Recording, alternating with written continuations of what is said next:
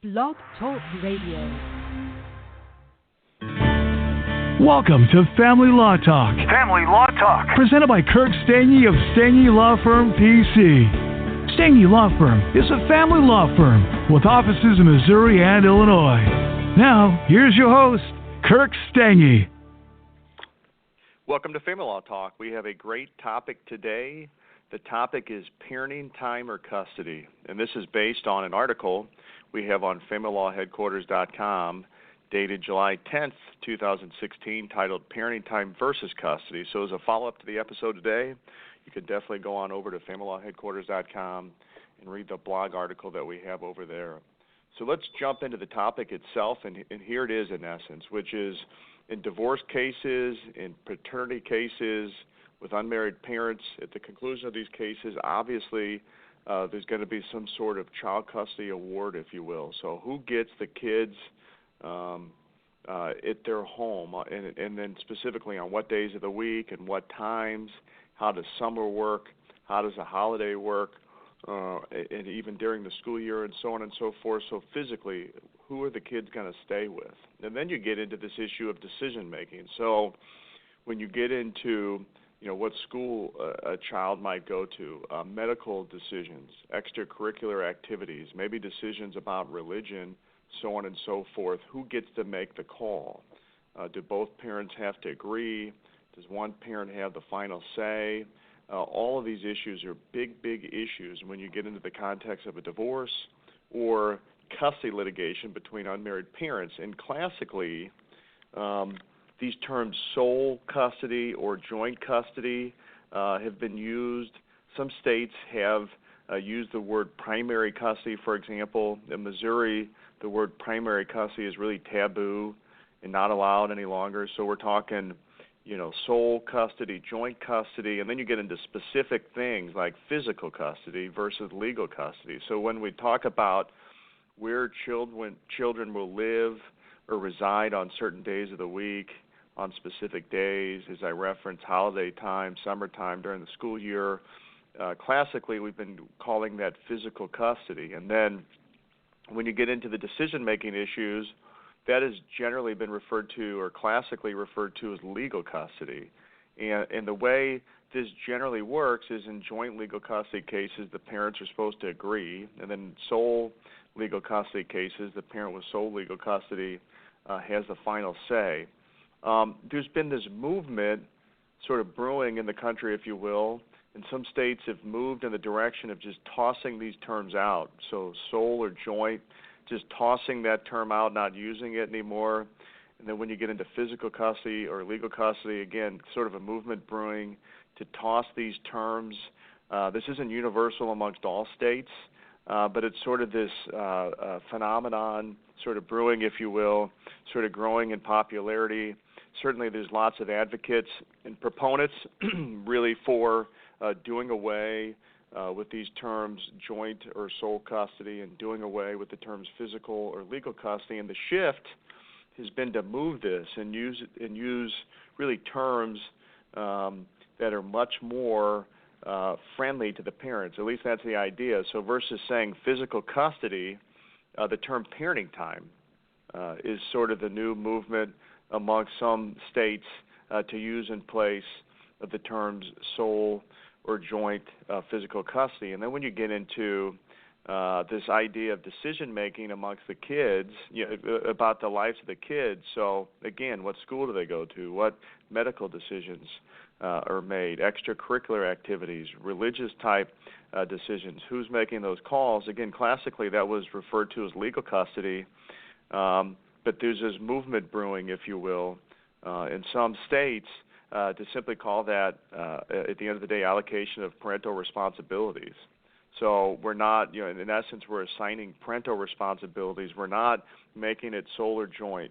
So again, this is really the issue, and it's sort of interesting because at our firm we've got offices in Missouri, and we also have offices in Illinois, and there's differences between how Missouri and Illinois currently addresses these issues, and it really, I think, sort of belies the whole point, if you will, or makes the whole point, if you will, about the differences. So in Missouri, we still use the terms physical and legal custody, and we still use the terms sole and joint.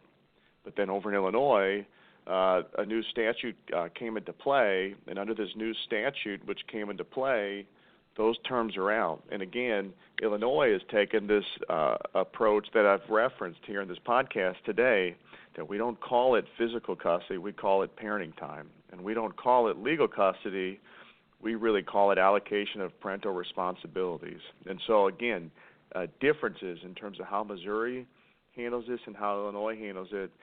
And obviously, some of you all listening to this podcast might not be in Missouri or Illinois. You might be in another state. So you're definitely going to want to check with an attorney who's licensed and competent to practice law in your state about how things might work in your jurisdiction. But it's just interesting how in Missouri and Illinois it's handled differently. And I think that really sort of illustrates the point that you have these different viewpoints in terms of how this should work. Now, some of you listening to this podcast might think, well, that sounds like a whole lot of semantics. Practically, what's the difference? Why does it really matter? And how is this going to change things one way or the other for me if I'm in the midst of some sort of custody litigation, either through a divorce or as an unmarried parent through a paternity case? Well, here's really the deal in a nutshell. I'm just going to try to encapsulate it for you all simply, and there might be others out there who might be able to explain this a little differently and maybe have other pros and cons they can give for these differing approaches. But here's really the thought, which is that in terms of these states that are moving toward parenting time and allocating parental responsibilities, the thought in the research, and there's certainly some research relied on for this change, but the idea is that if you award one parent sole custody, like sole physical custody, you award one parent, sole legal custody, you're sort of denoting that, one person has won, right? In other words, they've won the custody dispute, so to speak. Now, obviously, nobody ever wins in a custody dispute, right? I mean, these kids are caught in the middle, so there's really no winners and losers. But the idea is that by using these terms sole, at least in the mind of some of the litigants, they might look at it as they've won or lost, and as a result of that, this can cause some of these cases to be litigated more heavily, maybe go to trial, simply because some folks might, want to go to court or conduct a trial or a hearing over this issue of whether it's going to be sole or joint custody, something in that regards. And so taking those terms away and then getting to these other terms of parenting time and parental responsibilities, really the idea is that this is much more friendly towards settlement.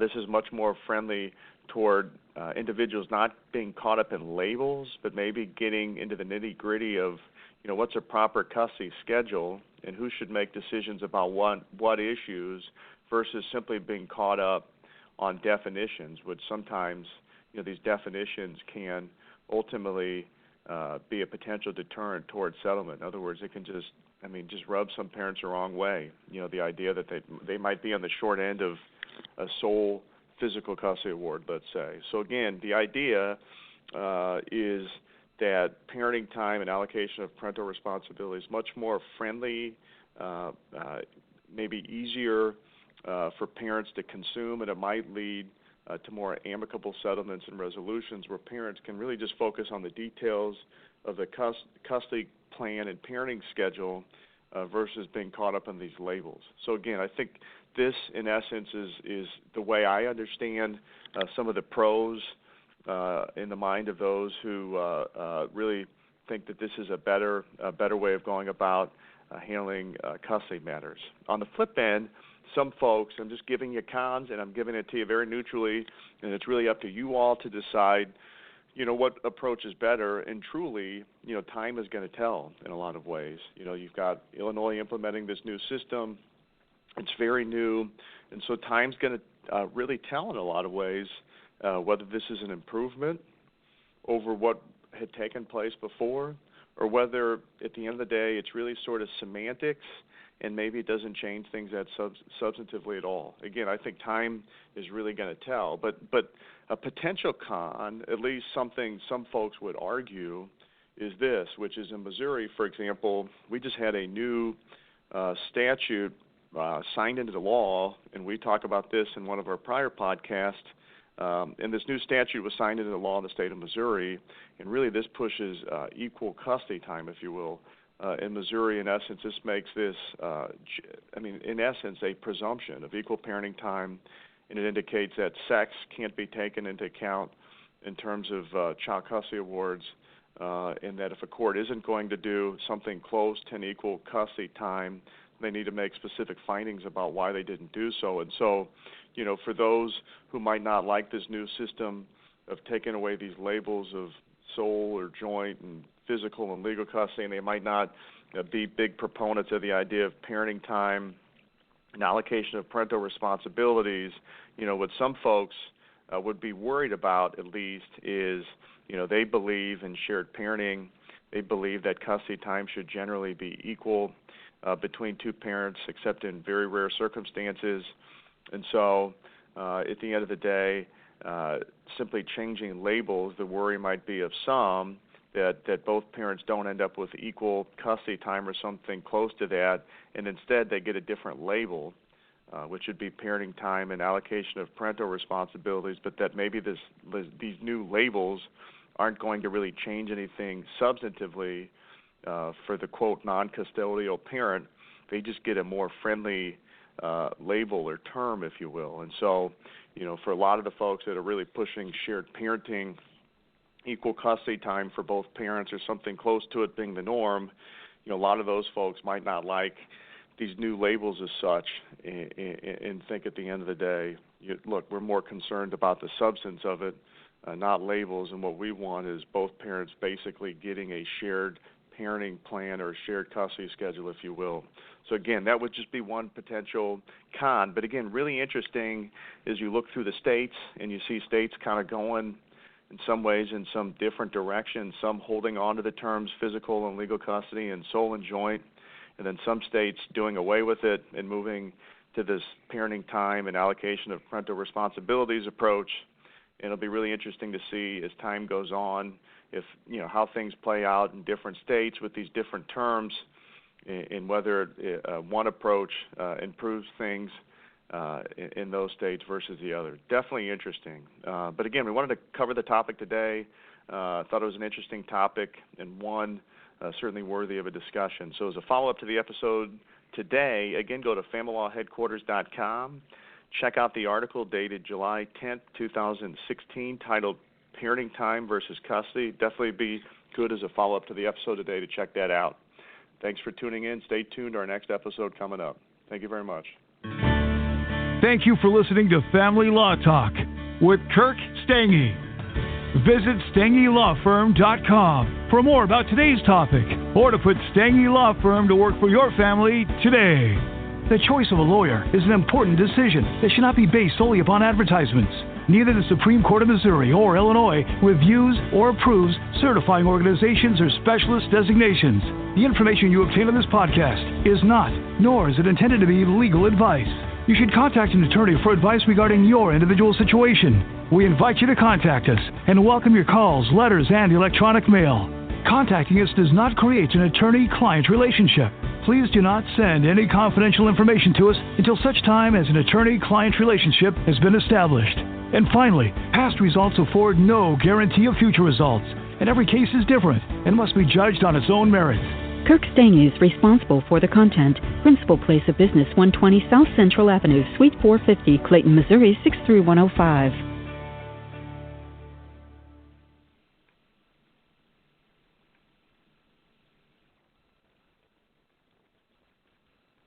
Between aging and busy lifestyles, many women struggle with maintaining their physical and mental wellness. At Aquavita Concierge Healthcare Services for Women, we can help you revitalize your health and reclaim your life. We start from within by balancing your hormones, allowing your body to achieve and maintain desired weight goals. We also specialize in peptide therapies, regenerative medicine, sexual health, and aesthetics in our state-of-the-art facilities. Feel better, look better, live better at Aquavita. Visit aquavitality.com and begin your journey today.